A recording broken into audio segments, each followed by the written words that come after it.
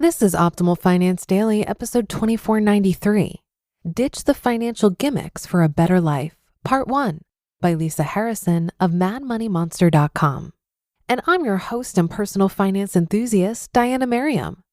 I have a bit of a longer post today, so I'll read the first half today and then finish the rest for you tomorrow. So with that, let's dive into Part 1 and start optimizing your life. Ditch the Financial Gimmicks for a Better Life, Part 1 by Lisa Harrison of MadMoneyMonster.com. I don't know about you, but when I first found this financial community back in 2015, I was ecstatic. Not only was I devouring blogs left and right, I even started my own. Yeah, you know, the one you're listening to right now. All in all, I gain a lot of satisfaction from sharing my story and helping other people take control of their money. But let's be honest, some of the content out there revolves around financial gimmicks that aren't sustainable for the long haul. I know this because I too tried some of them. Shocker. In this post, I want to dive into some of these gimmicks you should consider ditching in exchange for a more rewarding and balanced life. Financial gimmick number 1, clothes buying ban. Yup, I sure did implement one of these, and I blogged about it too. Hey, other people were doing it, so why shouldn't I give it a go? It seemed like a surefire way to demonstrate my commitment to getting out of debt, turning my financial life around, and saving a fortune all at the same time. In retrospect, it was okay, but it isn't something I'll recommend to other people moving forward.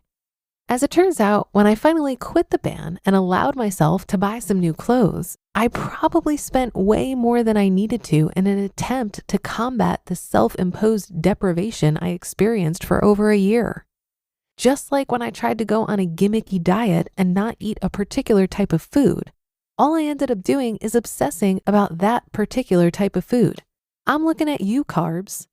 In the future, I'm skipping the bans and buying clothes on an as-needed basis, just like I always did. I was never a huge fanatic when it came to buying new clothes, so there was really no need to embark on this gimmick in the first place. Financial gimmick number 2, never go out to eat, ever. This is a really big one tossed around within the financial independence community, and for good reason. There's no doubt about it. Eating out will send you spiraling down a financial rabbit hole fast. I have fallen victim to this rabbit hole many times throughout my life. For me, eating out is so much more than the food. Actually, it's not about the food at all. I indulge in it because I love getting out of the house and being in a different atmosphere. I also love the chitter chatter of other people all around me. In my mind, it's a great use of my time because it's entertaining and a bonding experience with whoever it is I happen to be dining with. With all that said, I mostly stopped going out to eat at the beginning of my financial reboot to the detriment of my psyche. I know that's a strong statement, but it's the truth. I mean, I didn't and don't hate cooking and eating at home, but sometimes I just like enjoying the experience of eating out. I've come to realize the fact that absolutes rarely make for an enjoyable life. So I have accepted the introduction of eating out back into mine with open arms and heart.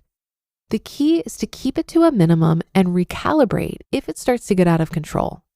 The money monster within that tells me it's only one dinner or just a few dollars can really get out of control if I'm not careful and constantly monitoring our routines.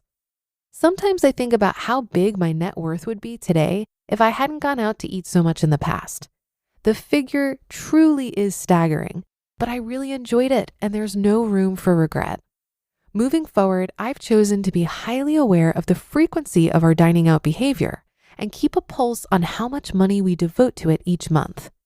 You'd be surprised how incredibly delectable a meal at a pizza shop tastes when you spend all week looking forward to it.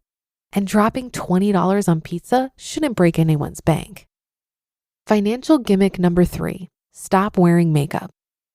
Now, this is one I never implemented.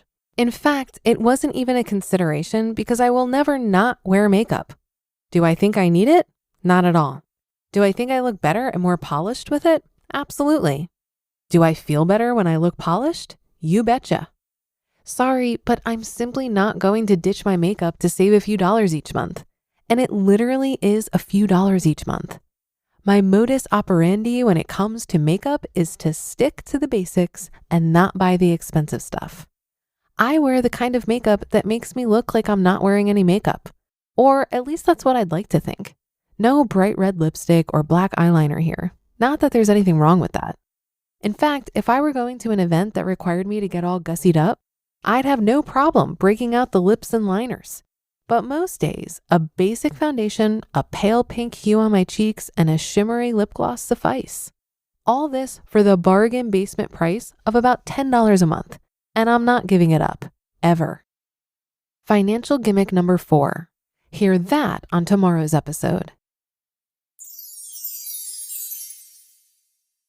You just listened to part 1 of the post titled Ditch the Financial Gimmicks for a Better Life by Lisa Harrison of madmoneymonster.com. Labor strikes, climate change, your beat up office printer. What do they all have in common? Come on, it's all about the money. Economics is everywhere and everything fueling our lives, even where we least expect it. If you're a fan of Optimal Finance Daily and are curious to learn something new and exciting about economics every week, I recommend you listen to the Planet Money podcast from NPR. Planet Money is a different kind of world where the complex economy actually makes sense, where human stories supersede abstract theories. Listeners can learn, laugh, and be entertained. It's econ, down to earth, and Planet Money answers some of life's burning questions, like, will AI take over our jobs? Why are Christmas trees so darn expensive? The Planet Money team lives to tell a good story in around 30 minutes. It's econ for the rest of us.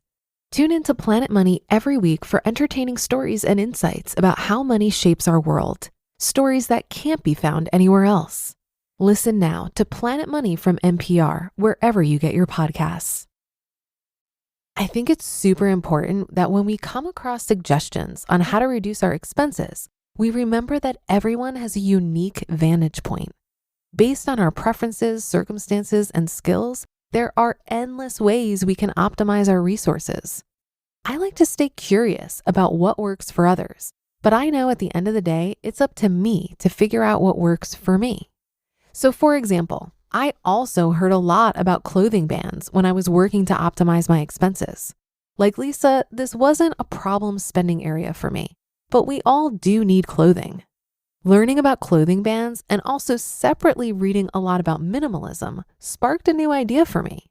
I started hosting clothing exchanges. This was a more satisfying and economical way of getting my clothing needs met, and it turns out that my friends are much more fashionable than I am, so their hand-me-downs were awesome.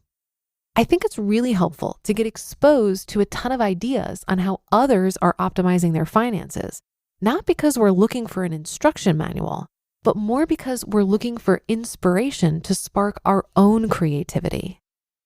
Well, that should do it for today. Have a great rest of your day, and I'll see you tomorrow, where we'll finish up this post and where your optimal life awaits.